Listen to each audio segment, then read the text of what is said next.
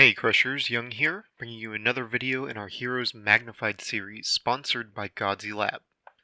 This video is featuring Namida, the water-flying gunner. As a reminder, my personal Discord server is open to the public. The link is in the description below this video. Namida is the first Blitz hero to be featured in our Heroes Magnified series of videos, and she will not be the last. Blitz heroes are undoubtedly renowned for being expensive, but the question often comes up as to how useful they are. Namida graces the higher end of usage from a variety of features that she brings to the table. On the surface, Namida is an AoE flying gunner. Water elemental.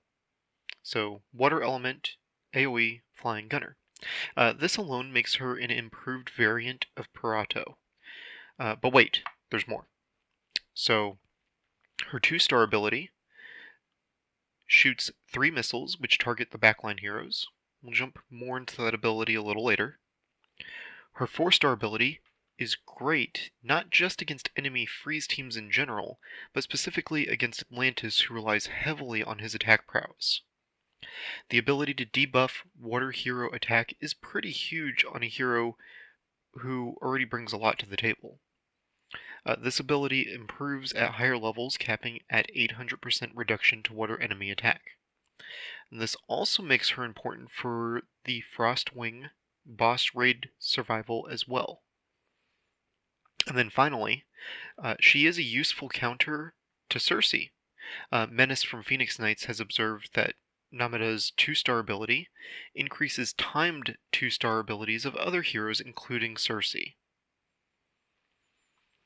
Now, delving into how Namida ranks, we'll need to take a look at the PvP tier list made by PK3 and Medivh.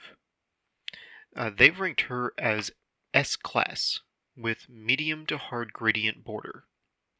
I'd completely agree with this. While she is relatively inexpensive to get to 4 stars, it is very expensive to take her to 7 stars. Likewise, at 769, the runes that she would need to be most effective are difficult to acquire as well, since many of them are needed by other important heroes too. It's not really hard to dispute their ranking for her because it is incredibly fair. I will stress that Namida is not more important than Vlad.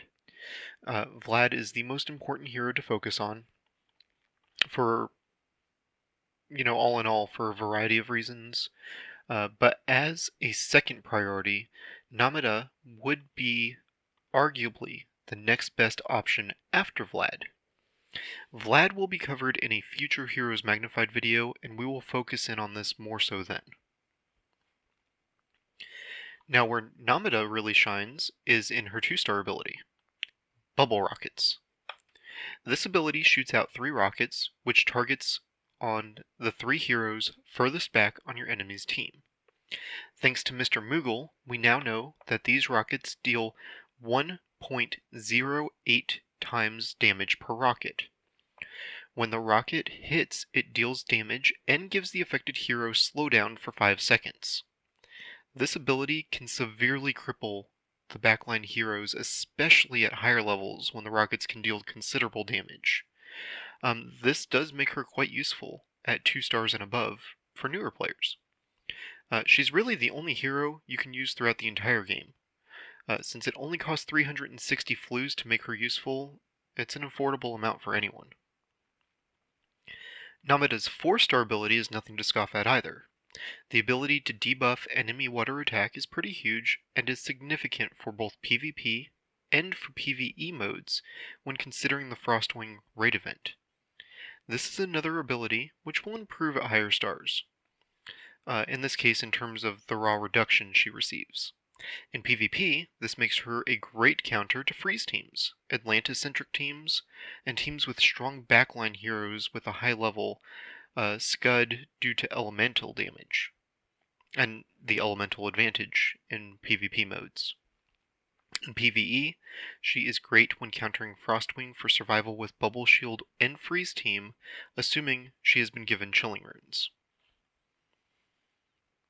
With everything that Namida brings to the table, it may seem kind of intimidating to go up against her, but thankfully there are a couple counters. You can of course use your own Namida, but this only minimizes some of her effect. There are two solid ways to counter her. The first is to run a high area of effect Thorn. A high AoE Thorn. Okay. And the other method is to body block her with bubble rockets. Or to body block her bubble rockets, I should say. Thorn is reliably the best method, and star for star, when built for damage and AoE, she is going to get the job done. Not to mention that a well-built Thorn is going to counter several other good backline heroes as well. That's something we'll focus in on another hero's Magnified video though. Body blocking is less reliable, but some heroes do it better than others. Body block occurs when a hero is in between the intended target and gets hit instead of the intended target. Heroes that work best for body block are flyers like Cersei and bulky built Vlads. I will reiterate that this is not as reliable as building a strong Thorn. Where Namida really shines is going to be in PvP modes. So let's focus in on that. When given Chilling Runes, she has tremendous synergy with Frost Queen. Frost Queen's Freeze Explode 4-star ability does wonders to the enemy backline. With Namida dropping bubble rockets on their heads, makes it quite easy to see the synergy there. If she manages to freeze them with her freeze chance, you'll see very effective explosions on the backline. And honestly, for most backlines, this is enough to shut them down if they don't have hard counters like Thorn and body blockers in place. Freeze teams typically run Atlantis for main DPS, Aqua for her water energy ball ability to push back enemies, Parato for AoE freeze, and Frost Queen for the freeze explode. So it's easy to see where the synergy of Namida comes into play when looking at strong freeze teams.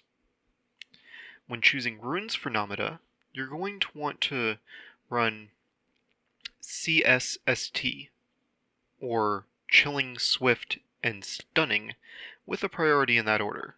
As you can see, I do not have an effective Namida built yet. So, what you're wanting though, is you're wanting Chilling for the freeze chance, Swift for the attack per second, or APS buff, and Stunning plays into her crowd control natural tendencies by adding a stun chance. If you have the luxury of being picky, I'd lean heavy into attack per second primaries, but AoE, attack, or even stun time would all prove useful in some way for her. Now, before concluding this video, I do need your opinion on what heroes to feature next. As a reminder, we've already covered Skeleton Giant, Spike, Scud, and Sorrow. Now we've covered Namida. Who would you like to see featured in the next Heroes Magnified series? Leave your vote in the comment section below, and we'll get to working on the hero with the most votes right away. And then moving on, I'd like to give special acknowledgement to Medivh for making the thumbnail for today's video. I'd like to thank the Discord users who helped contribute to this video. In particular, I'd like to acknowledge Mr. Moogle, Flocky, and Medivh. I would like to thank those of you who are interested in donating to this channel. The link for my Patreon is linked in the description below. And finally, I'd like to thank each and every one of you who take the time to make it this far into each of my videos. Your continued support is the reason I do this. So thanks for watching.